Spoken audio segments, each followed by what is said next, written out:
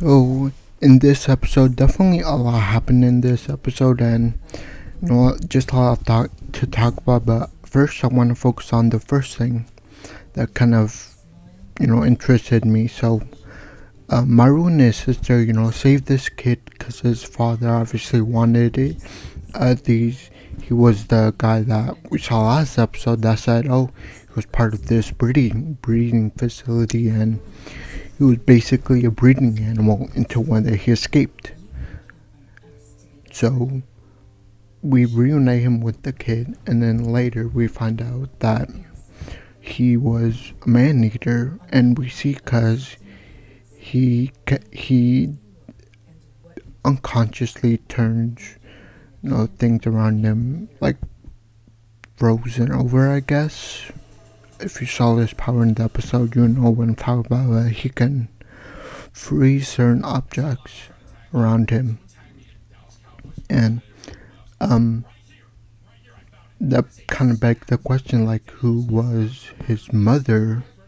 And I have a theory on it, because later in the episode we also get introduced to a batch of new characters, the new fifth year kids that enter that Heaven's facility with the other kids, and we see these new batch of kids. They're way different.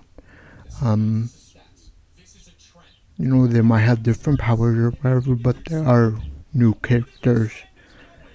And the connection is that it was mentioned earlier in the episode when Maru and his sister checked out the place of the original place where they were, where the facility was originally at. When they investigate, they pretty much found out that it was like the women all just left, like they left their things there, and just no one was there except obviously a monster. But that's not really important. The important part is the mother. So I believe that with everything, because the kid obviously that we saw, he was a man eater, like Maru said. Like, he could turn things around him. He could basically frost them or freeze them, whatever you want to call that. But he has that ability, and it's obvious that his mother was somehow a man eater, or had some DNA in her. And we saw the father; he was completely human. I mean, we saw the father in the episode; he was basically all human. So I think the mothers were all. My big theory is that all the mothers are a part of this program set up by the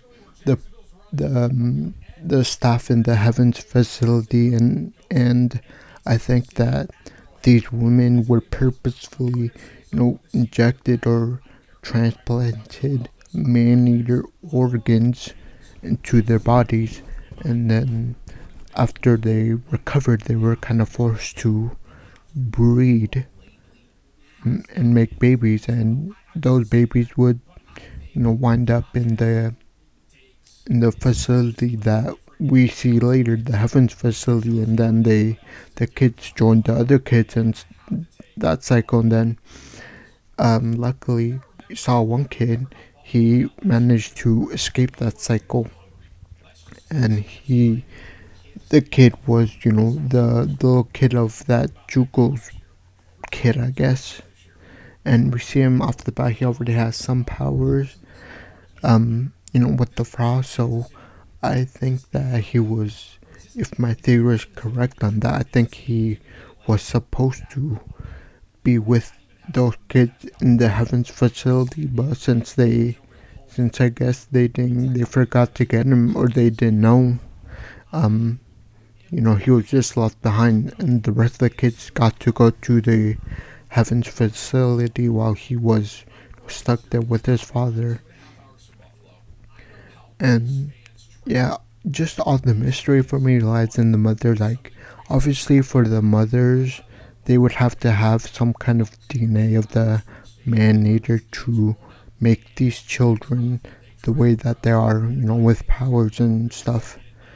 And, I just believe, or I think that they were a part of a program by these staff of the Heavens facility, to breed more kids with powers.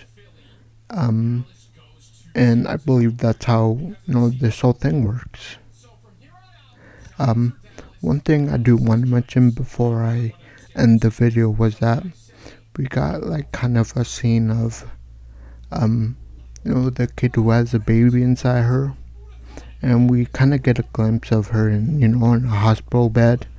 We get to see a sonogram of the baby, and then we get to see her just text, I'm presuming the father, saying that, oh, I miss you, this won't take long, they'll take this thing out of my body, probably what they mean is abort it,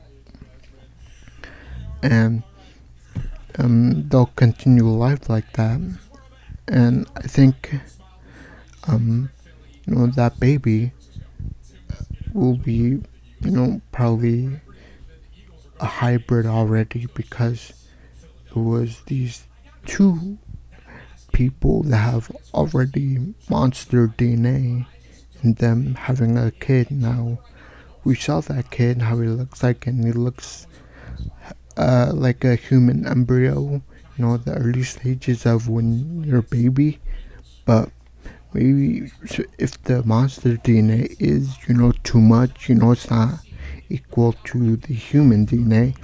I think if the monster DNA is, unbalanced more than the human, I think they will either have a very monster-like appearance, or they'll have monster-like tendencies, and that's why I think the staff of the Heavens facility, they were so shocked when they heard like, oh, it's coming, it's about to be born soon. So I think that's why they were scared of it.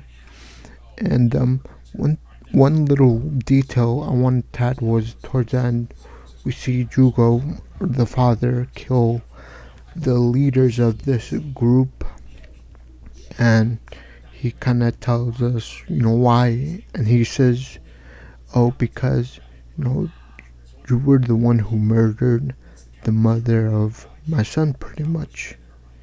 And from there, he gets his son, kind of leaves town. And the reason I wanted to mention this a bit was because I believe that somehow the guy knew what the mother was, had, monster DNA, and I guess, since he thought she was a monster, I guess, common sense is to kill the monster. That's what I think really happened. But overall, a lot of things happen in this show. Please let me know if I said anything interesting, and yeah, just let me know how you guys enjoyed this episode. But overall, I really enjoyed this episode, and I'll see you guys next time. Bye. Thanks.